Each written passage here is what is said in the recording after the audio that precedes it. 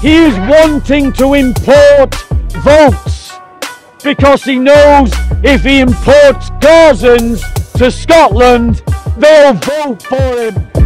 And people like Humza Yousaf are trying to manipulate the democratic process of Scotland because he wants to use it as a ramrod for Scottish independence.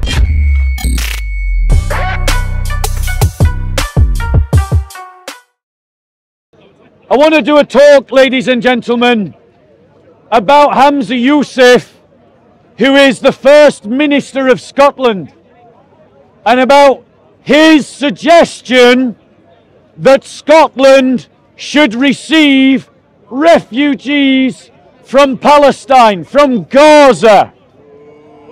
And I want to explain, ladies and gentlemen, why that is a terrible idea for the United Kingdom.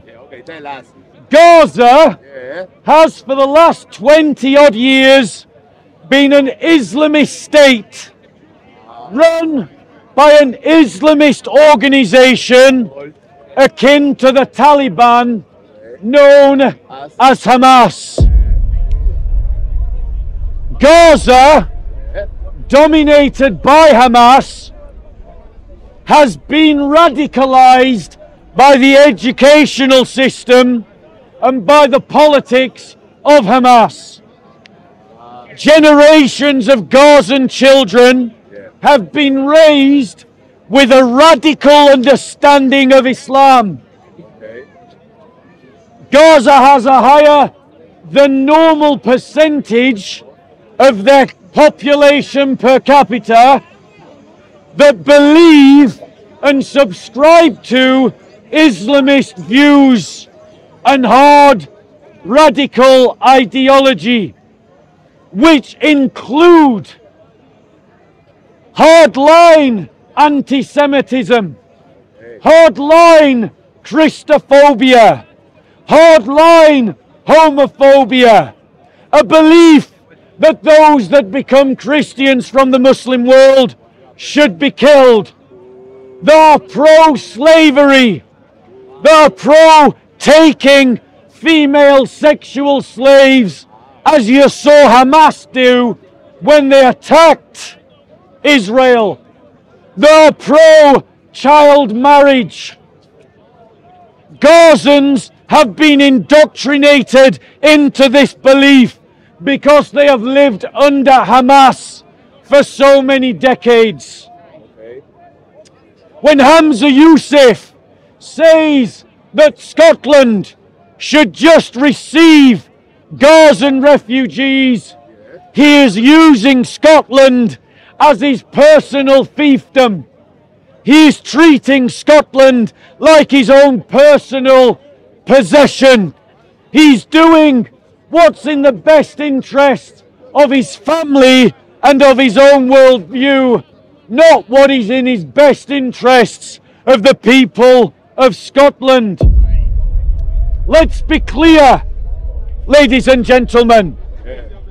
The number of crimes being committed by Muslim migrants and Muslim refugees is being covered up by the British media.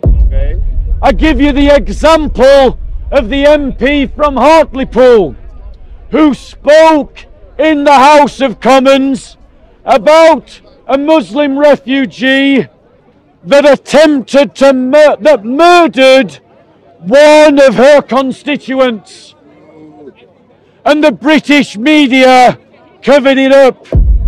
We know, ladies and gentlemen, that it was a Muslim terrorist who tried to kill Hatton Tash in this park, and the British media tried to cover it up.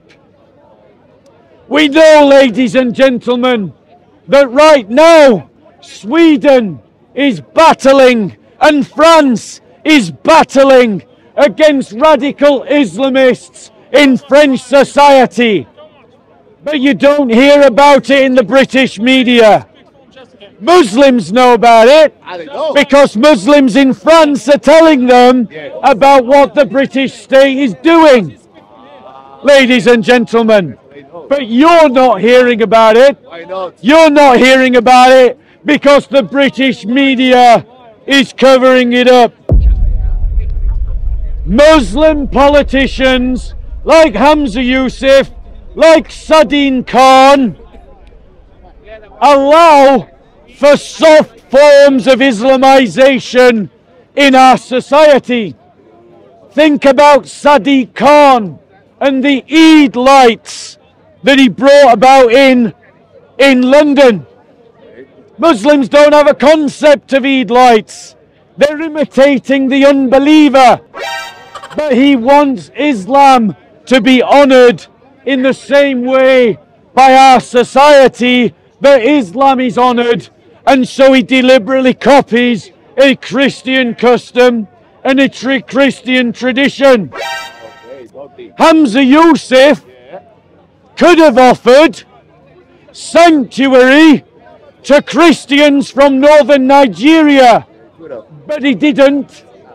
He could have offered sanctuary to Christians from Syria, but he didn't.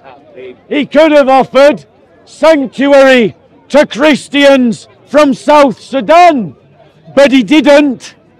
Who did he offer sanctuary to? Gazans. And who are the majority of Gazans? Muslims. It is soft Islamization that is happening.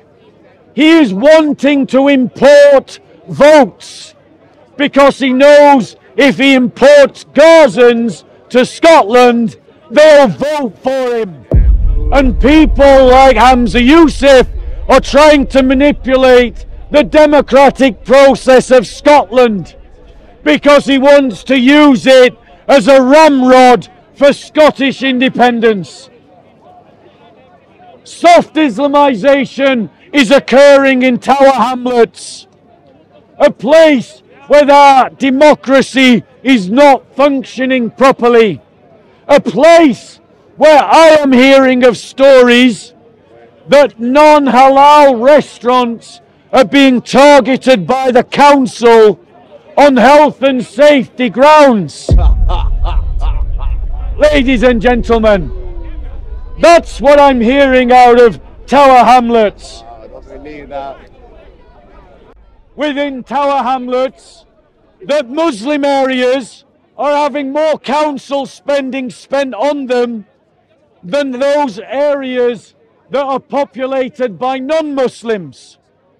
That's what I'm hearing from people on the ground, from people that live inside Tower Hamlets. Ladies and gentlemen, the liberal media are blind to Islamization because liberals have no concept of civilization. And so they can't see a process of Islamization. We see, ladies and gentlemen, that the Labour Party is vulnerable to Islamization.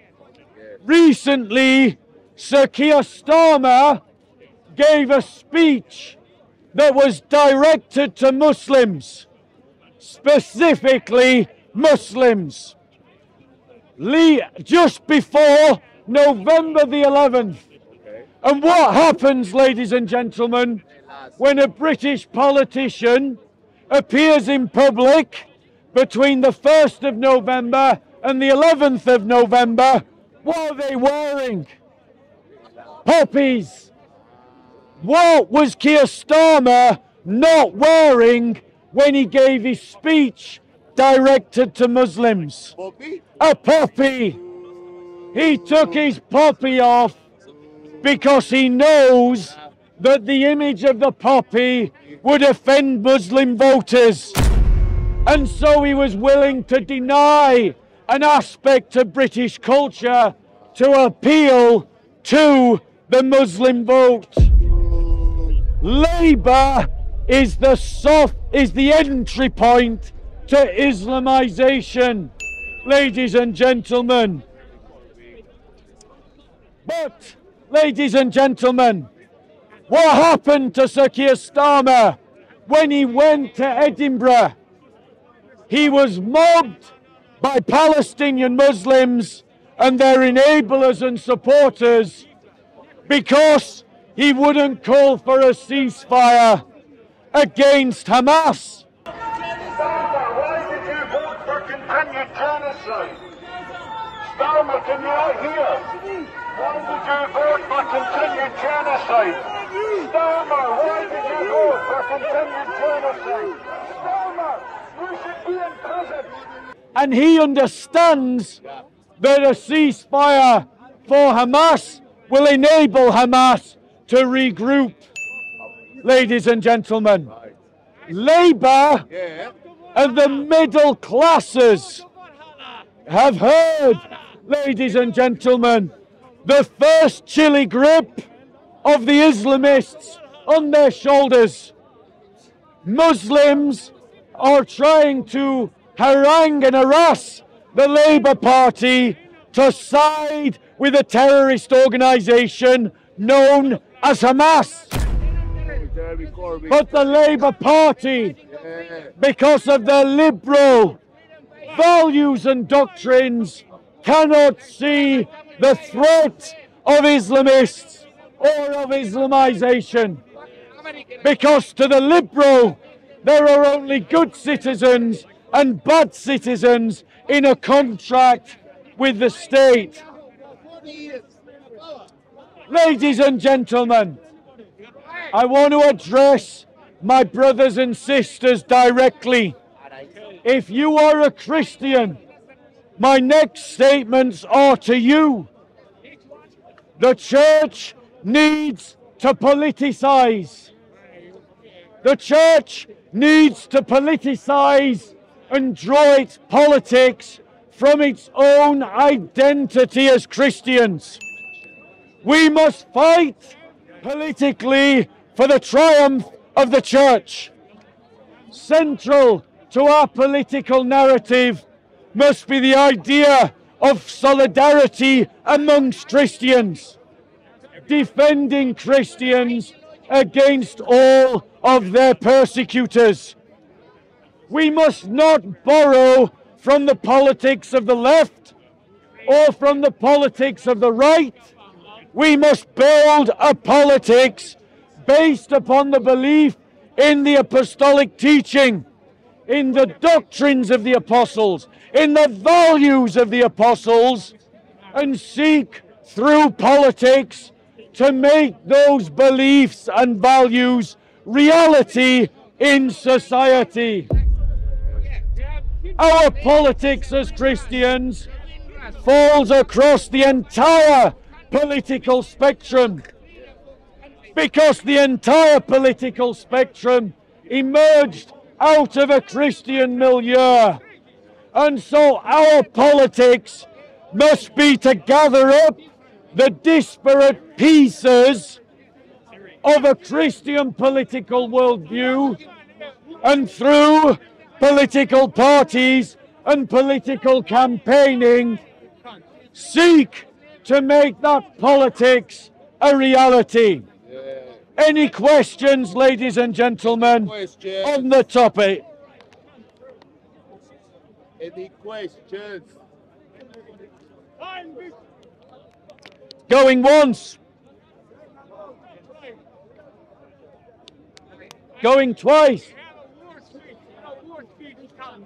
Going 3 times. Okay, guys, thank you so much. Bear with me 1 second. No need for the cameras.